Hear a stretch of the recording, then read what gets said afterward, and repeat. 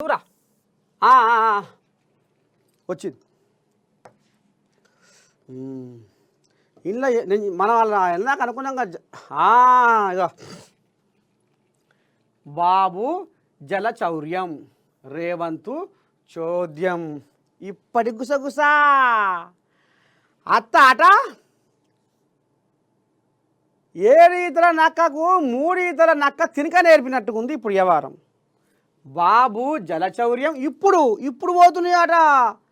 10 ఏళ్ళ సంది ఏమి లేదట, ఇప్పుడే పోతున్నాయట నీళ్ళు. వాళ్ళు ఎత్తుకపోతున్నారట ఇప్పుడు. బాబు జలచౌర్యం రేవంతు చోద్యం.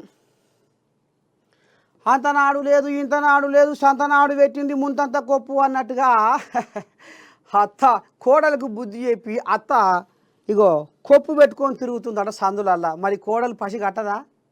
కోడలు తెలీదా కదా? కోడలు అనదా? ఏహే ఎంత ముదుగుందేమో కథ. గిది కథ. ఎంకటి ఆడున్నవే అంటే నీ ఎంపటి ఉంది కుంపటి అన్నట్టుగా కోడలిది.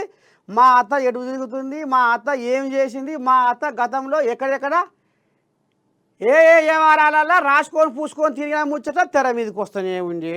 ఇక అది నలుగుట పడుతూనే ఉండే, పలసగా అయితేనే ఉండే. మరి ఎందుకు కోడలకి ఎందుకు బుద్ధి చెప్పవలసి వస్తుంది అత్త అంటే? ఇప్పుడు హరీశం అయ్యా నీళ్ళు పోతున్నాయో మన నీళ్ళు ఎత్తుకపోతుంటే రేవంతం అయ్యా నోటికి కుట్లేసుకుండో, సప్పుడు లేదో సరి లేదో. ఏంది పాపము? ఇక చూద్దాం దీని సంగతి ఏందో చూద్దాం. అయితే తెలంగాణను ఎండబెట్టి నీళ్లు తీసుకుపోతుంటే ముఖ్యమంత్రి రేవంత్ కళ్ళు మూసుకున్నారా?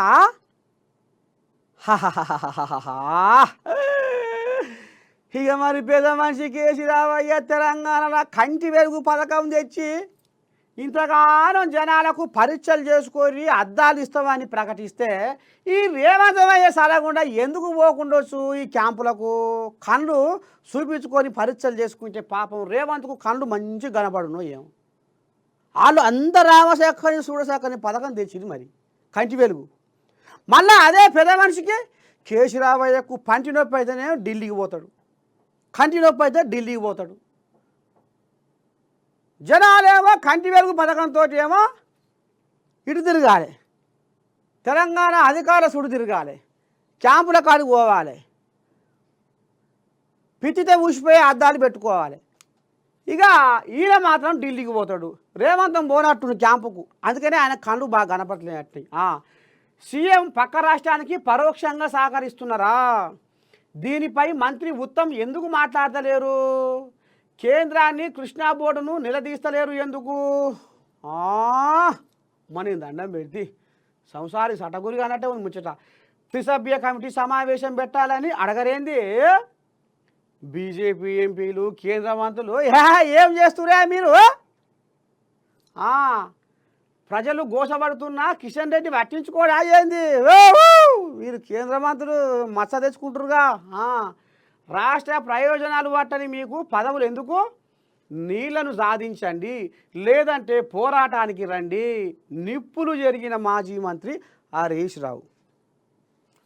ఇక పోదాం, హరీష్ రావు కథ ఏందో అరుచుకుందాం. ఇప్పుడు ఇప్పుడు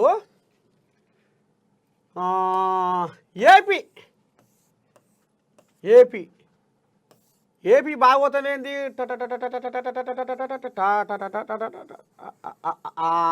ఇది ఏపీ. ఇక ఇప్పుడు తెలంగాణ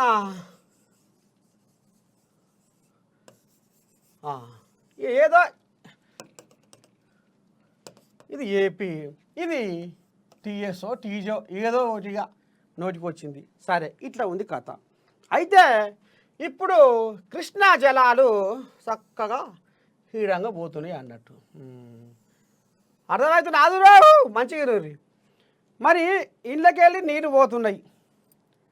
తెలంగాణలోకి వెళ్ళి కృష్ణా జలాలు పరుగులు తీస్తున్నాయి.